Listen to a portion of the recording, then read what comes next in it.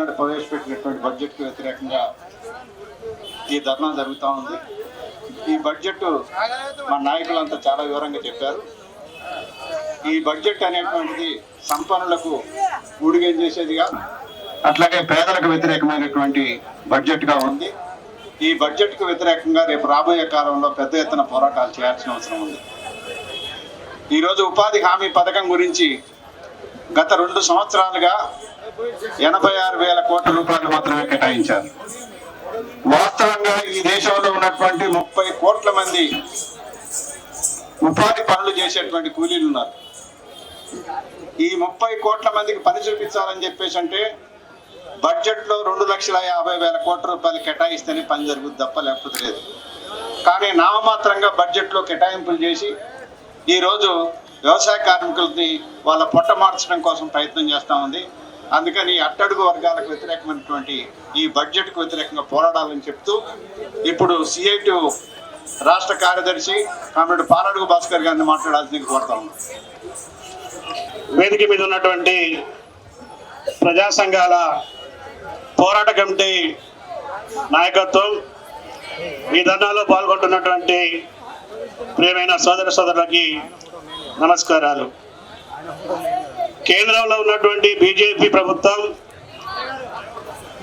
ఆర్థిక మంత్రి నిర్మలా సీతారామన్ చేత ప్రతిపాదించినటువంటి బడ్జెట్ పచ్చి కార్మిక వ్యతిరేకమైనటువంటి బడ్జెట్, కార్మిక రైతు ప్రజా వ్యతిరేకమైనటువంటి బడ్జెట్ని సవరించాలని, ప్రజా అనుకూలమైనటువంటి బడ్జెట్గా మార్చాలని ఈరోజు డిమాండ్ చేస్తూ ఈ ధర్నాని నిర్వహిస్తూ ఉన్నాం. ఈ దేశం అభివృద్ధి కావాలంటే ఈ దేశంలో సంపద సృష్టించబడాలి. ఈ దేశంలో ఉన్నటువంటి నిరుద్యోగానికి ఉద్యోగులు ఇవ్వాలంటే ఈ దేశం ఆర్థిక స్వావలంబనతో ఉండాలి. ఈ దేశంలో పేదరికం పోవాలంటే ఈ దేశంలో పేదరికాన్ని రూపుమాపేటువంటి ఆర్థిక వెసులుబాటు రావాలి. ఇవి రావాలంటే సంపద సృష్టించాలి.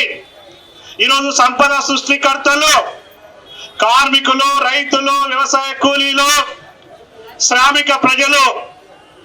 సంపద సృష్టికర్తలైనటువంటి ఈ వర్గాలకి అన్యాయం చేస్తూ సంపదనంతా కూడా కొద్దిమంది కార్పొరేట్ శక్తులకి దోచిపెడుతున్నటువంటి బీజేపీ ప్రభుత్వం మీద సమర శంఖారావం పూరించడం కోసం ఈరోజు తెలంగాణలో ఉన్నటువంటి ప్రజా సంఘాలు కదిలాయి పోరాటానికి శ్రీకారం చుట్టాయి. అందుకు కార్మికులు, రైతులు, ప్రజలందరూ కూడా ఈ ఉద్యమంలోకి కలిసి రావాలని చెప్పి విజ్ఞప్తి చేస్తా ఉన్నాం. మన భారతదేశ జనాభా 145 కోట్ల మంది ఉన్నారు. 145 కోట్ల మంది జనాభాలో కార్మిక వర్గం 58,000 కోట్ల మంది ఈ దేశంలో ఉన్నారు. 58,000 కోట్ల మందికి నరేంద్ర మోడీ కేటాయించినటువంటి బడ్జెట్ 3,600 కోట్ల రూపాయలు ఈ బడ్జెట్ లో ప్రతిపాదించినటువంటి పరిస్థితి ఉంది. అంటే ఒక్కొక్క మనిషికి 109 రూపాయలు పారిశ్రామిక రంగానికి కేటాయించినటువంటి డబ్బుల్ని ఈరోజు కార్మికులకు పెంచితే 109 రూపాయలు వస్తాయి. ఈ 109 రూపాయలతోని కార్మికుల్ని ఏమి ఉద్ధరిస్తారు, పారిశ్రామిక రంగాన్ని ఏమి అభివృద్ధి చేస్తారని చెప్పి నేను ప్రశ్నిస్తా ఉన్నాను. వచ్చే ఆదాయాలకి బడ్జెట్ ప్రతిపాదనకి మధ్యలో వ్యత్యాసం ఉంది, లోటు ఉంది. ఈ లోటుని పూడ్చుకోవడం కోసం ఈరోజు ప్రభుత్వం ఈరోజు వాళ్ళకి ఈజీగా కనపడేటువంటి మార్గం, వాళ్ళు అనుసరిస్తున్నటువంటి మార్గం ఇప్పటికే ప్రవేశపెట్టినటువంటి ఎస్సీ, ఎస్టీ, బీసీ లేకపోతే కార్మిక వర్గానికి ప్రవేశపెట్టినటువంటి సంక్షేమ పథకాల మీద కోత విధిస్తున్నారు. సంక్షేమ పథకాలకి ఇచ్చినటువంటి కేటాయింపులే తక్కువ, అవి ఖర్చు పెట్టకుండా దాంట్లో కోత విధించడం ఇంతకంటే దుర్మార్గమైనటువంటి మరి చర్యలు ఇంకోటి లేదు. అది రెండో మార్గం, పన్నులు పెంచి ఆదాయాలు సమకూర్చుకోవాలని చూస్తున్నారు. పన్నులు పెంచి ఆదాయాలు సమకూర్చుకుంటారట. ఈ రెండు సాధ్యం కానప్పుడు మన దేశంలో ఉన్నటువంటి ప్రభుత్వ రంగ సంస్థలను అమ్మేస్తామని చెప్తున్నారు, ప్రైవేటీకరణ చేస్తామని చెప్తున్నారు. ఈ బడ్జెట్ లో మన పెట్టేటువంటి బడ్జెట్ లో మన ఇన్సూరెన్స్ రంగాన్ని 100% FDL తీసుకొచ్చేటువంటి పద్ధతుల్లో మార్చారు. ఈ బడ్జెట్ లో లోటుని పూడ్చుకోవడానికి 47,000 కోట్ల రూపాయలు సమకూర్చుకోవడానికి మన దేశంలో ఉన్నటువంటి ప్రభుత్వ రంగ సంస్థల్ని నేషనల్ మానిటైజేషన్ అనేటువంటి పథకం ద్వారా వాటిని అమ్మేసేసి వాటిని తాకట్టు పెట్టి ఈరోజు ఈ బడ్జెట్ పూడ్చుకోవాలని మేము పబ్బం కట్టుకుంటామని చెప్తున్నటువంటి పరిస్థితి ఉంది. అంటే ఈరోజు పేదల మీద దాడి, కార్మికుల మీద దాడి, రైతుల మీద దాడి, సామాన్యుల మీద దాడి, చివరికి మన దేశాన్నే తాకట్టు పెట్టేటువంటి పద్ధతుల్లో, ఈ దేశాన్ని అమ్మేసే పద్ధతుల్లో, ఈ దేశాన్ని సర్వనాశనం చేసే పద్ధతుల్లో నరేంద్ర మోడీ ప్రభుత్వం విధానం ఉంది. ఆ విధానానికి అనుగుణంగానే ఈరోజు ఇక్కడ ఈ బడ్జెట్ ప్రతిపాదనలు ఉన్నాయి. అంతేకాదు కేంద్ర పథకాల్లో స్కీమ్ వర్కర్లు ఉన్నారు. అంగన్వాడీ పథకానికి అంగులు దిద్దామని చెప్పి నిర్మలమ్మ చెప్పింది బడ్జెట్ ప్రసంగంలో. కానీ అంగన్వాడీ పథకానికి ఒక్క నయా పైసా బడ్జెట్ పెంచలేదు. మరి బడ్జెట్ పెంచకుండా దాన్ని అభివృద్ధి చేయకుండా, వాళ్ళ వేతనాలు పెంచకుండా, వాళ్ళని కార్మిక గుర్తించకుండా, వాళ్ళకి పిఎఫ్ ఇవ్వకుండా, వాళ్ళకి గ్రాట్యుటీ ఇవ్వకుండా ఏమీ నువ్వు ఉద్ధరించేదని చెప్పి అడుగుతా ఉన్నాం. కానీ గడిచినటువంటి 10 సంవత్సరాల్లో మధ్యాహ్న భోజన పథకానికి ఒక్క పైసా కూడా ఈరోజు పెంచినటువంటి పరిస్థితి ఉంది. ఆశా వర్కర్లకి ఈరోజు గౌరవ వేతనం ఇవ్వనటువంటి పరిస్థితి ఉంది. సరైనటువంటి వేతనాలు ఇవ్వనటువంటి పరిస్థితి ఉంది. ఆశా వర్కర్లు, అంగన్వాడీలు, మధ్యాహ్న భోజనము, ఫీల్డ్ అసిస్టెంట్స్, ఈ స్కీమ్ వర్కర్లు పనిచేసే వాళ్ళ మీద నువ్వు దాడి చేయడం అంటే వీళ్ళందరూ ఎవరి కోసం పనిచేస్తున్నారు? వీళ్ళందరూ గ్రామీణ ప్రాంతాల్లో, కొండల్లో, కోయల్లో, లేకపోతే ఊరికి చివరికి విశేషించినటువంటి దళిత వాడల్లో ఆ ప్రజలకు సేవ చేస్తున్నారు. ఆ ప్రజలకి ఈరోజు ఈ స్కీములను నిర్వీర్యం చేసి, వాళ్ళ మీద దాడి చేసి, ఆ ప్రజలకు అన్యాయం చేసేటువంటి పద్ధతుల్లో ఈరోజు నరేంద్ర మోడీ బడ్జెట్ ఉందని చెప్పి నేను చెప్పదలుచుకున్నాను. అంతేకాదు అసంఘటిత రంగ కార్మికం, మన జీడిపిలో అత్యధిక వాటా వచ్చేది అసంఘటిత రంగ కార్మికుల నుంచి వస్తుంది. ఈరోజు భవన నిర్మాణ కార్మికుడు, అమాలి కార్మికుడు, అడ్డా కూలి, స్వయం ఉపాధి పొందినటువంటి కార్మికులకి ఆదాయం నుంచి మన జీడిపి పెరుగుతా ఉంది. మన జీడిపిని పెంచేటువంటి అసంఘటిత రంగ కార్మికులకు సంబంధించి ఈరోజు సామాజిక భద్రత లేదు, లేకపోతే వాళ్ళకి వెల్ఫేర్ బోర్డు లేవు, వాళ్ళకి ఈరోజు పని కల్పించేటువంటి పరిస్థితి లేనటువంటి పరిస్థితి ఉంది.